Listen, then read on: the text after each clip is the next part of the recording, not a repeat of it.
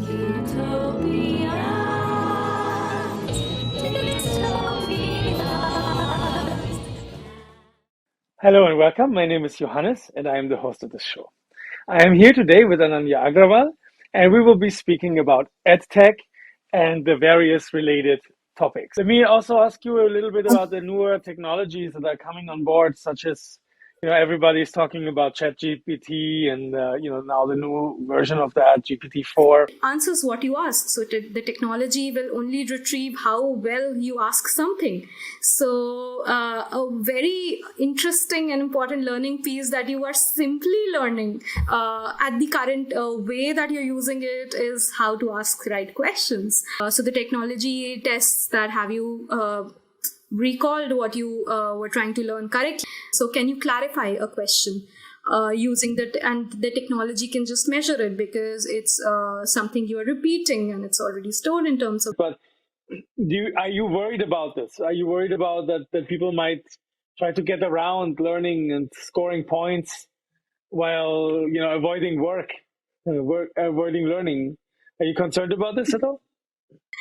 So, very interestingly, I heard a technologist once say that the technology only learns what you teach it. If you're just using it to, recall or repeat test scores, that is a very different space for usage. But again, the design of questions, the content is all in your hands. And something which is creating a space for educators to explore a lot more. Mm-hmm. And maybe the educators are not prepared in terms of how to explore it, which is causing this anxiety. So it does make life easy and you do forget some things, but I think you will still want to and will need to go back to certain things as a learner. Time and again, if you want to actually break the boundaries of technology, because our brain has a fixed sort of a space in terms of accommodating data. So it has to let go of certain data and information to let new information come in. Because as a facilitator, you are actually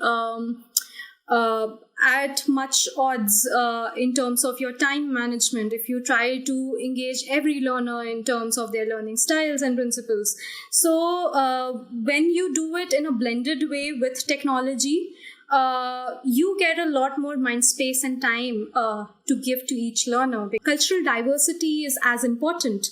So there needs to be cultural exchange. So how can you discover it in a very personalized manner time and again? How can different communities be built to talk about these things? To create really fruitful cross-cultural exchange using technology. I personally feel a lot of gap just comes in through language itself. So you need not always create location-based communities. You can create interest-based communities. You can create different support group-based communities. How can such attributes be highlighted in terms of what brings people together, what brings people closer? So to establish love and connection across different cultures, that whole individualized notion also needs to be challenged in terms of, what are other behaviors, other norms? Storytelling works as an interesting way to build a conversation with learners for us. Without pinpointing and putting them in spotlight for certain behaviors. So normalizing their behaviors. And I feel if the intent is in the place, it will get there. But if you're not even thinking about it, that becomes problematic. People are social beings, which is why they are so anxious all the time in this rising age of technology. So can we relook what we call as digital communities? And also, what importance does a personal connect or a physical presence play in the picture?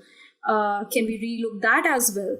And where are we going wrong in terms of eliminating humans from our technology? Generally, we assume that this needs to be learned and we deliver it. But what learning spaces need with emerging times is discovery-based learning, where the learner also brings to the table something, and it is complemented by what we provide. So with the emergence of mixed reality mediums and everything, a lot of technologies and games are designed such that you step out of the house, bring it to the classroom and say, okay, so this is what I discovered from my neighborhood. And other people will bring in something that they discovered from their neighborhood, and then it's put together, pieced into what is to be taught in the classroom structure. So can we include humans in the design of technology, which is why I talk of blended, hybrid, and not tech only. This show is published Wednesdays at 2 a.m. on the West Coast, 5 a.m. on the East Coast, and 10 a.m. in London. Next week, I will be speaking with Anatola Araba, and we will be discussing art, the role of the artist, and technology.